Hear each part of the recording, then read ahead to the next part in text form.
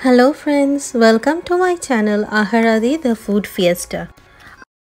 আজকে আমি নিয়ে এসেছি আমাদের শীতকালের একটা ফেভারিট স্ন্যাক ধনেপাতার বড়া বা সিল্যান্ট্রো লিভস ফ্রিটার। এটা এত টেস্টি আর ডেলিশিয়াস স্ন্যাক যে কোনো সময় আমরা এটা বানিয়ে নিতে পারি। আর শীতকালে ফ্রেশ ধনেপাতা দিয়ে এটা বানিয়ে খেতে কিন্তু লাগে একদম অসাধারণ। আর সবথেকে বড় কথা হলো এটা বানানো কিন্তু অসম্ভব ইজি, জাস্ট 5 to 10 মিনিটসে এটা তৈরি হয়ে যায়। তাহলে চলুন দেখে নিই কিভাবে আমরা বানাতে পারি ধনেপাতার বড়া। প্রথমে আমি 1 পাঁচ ধনেপাতা ভালো করে জলে ধুয়ে জলটা ভালো করে ঝরিয়ে নিয়েছি। এরপর একটা ছুরি দিয়ে ডাল পাতা সব সমানভাবে একদম ছোট ছোট কুচি করে কেটে নিচ্ছি, ঠিক এরকমভাবে। ফ্রেশ কচি ধনেপাতা হলে কিন্তু কোনো কিছুই বাদ দেওয়ার দরকার নেই।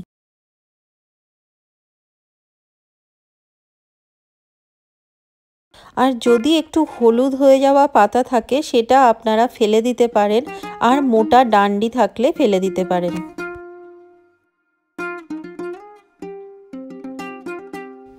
এরপর আমার ধনেপাতাগুলো কাটা হয়ে গেলে আমি 4-5 কোয়া রসুন ভালো করে ধুয়ে একদম ছোট ছোট কুচি করে এরকমভাবে কেটে নিচ্ছি। আর আমি ইউজ করেছি 2-3টে কাঁচা লঙ্কা, সেটাও আমি একদম ছোট কুচি করে কেটে নেব।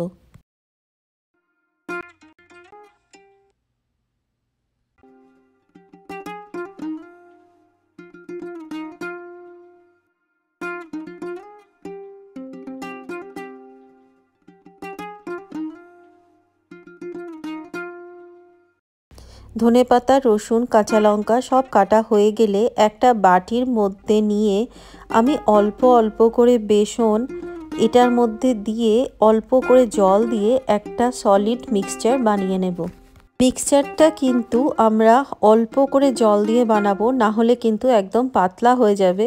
তখন কিন্তু ধনেপাতার থেকে বেসনের স্বাদটাই বেশি পাবো। এই কারণেই আমরা অল্প করে জল আর বেসন অ্যাড করে এই মিক্সচারটা বানাবো। দেখুন একদম গায়ে লাগা একটা টাইট মিক্সচার বা ব্যাটার এখানে তৈরি করেছি। আর আমি এর মধ্যে অ্যাড করে দিচ্ছি 1/2 চামচ নুন আর অল্প একটু খাবার সোডা।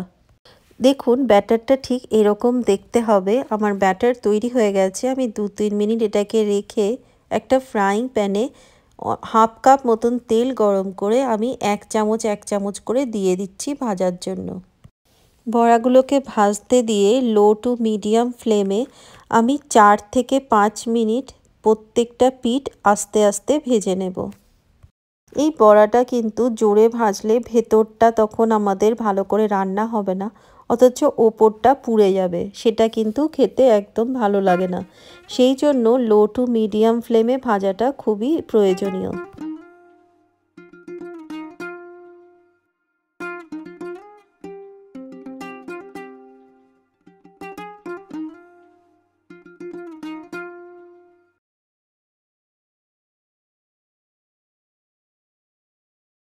যখন বড়াগুলো হলুদ থেকে একটু ব্রাউনিশ হলুদ টাইপের দেখতে লাগবে, তখন জানবেন আপনাদের বড়াটা ভাজা হয়ে গেছে। দেখুন আমি এপিঠ ওপিঠ দুপিঠ ভালো করে উল্টে পাল্টে ভেজে নিচ্ছি। এরপর প্রায় 5 থেকে 10 মিনিট পর আমার বড়াগুলো সব ভাজা হয়ে গেছে। আমি এক ব্যাচ তুলে রেখে নেক্সট ব্যাচটা ভাজতে দিয়ে দিলাম।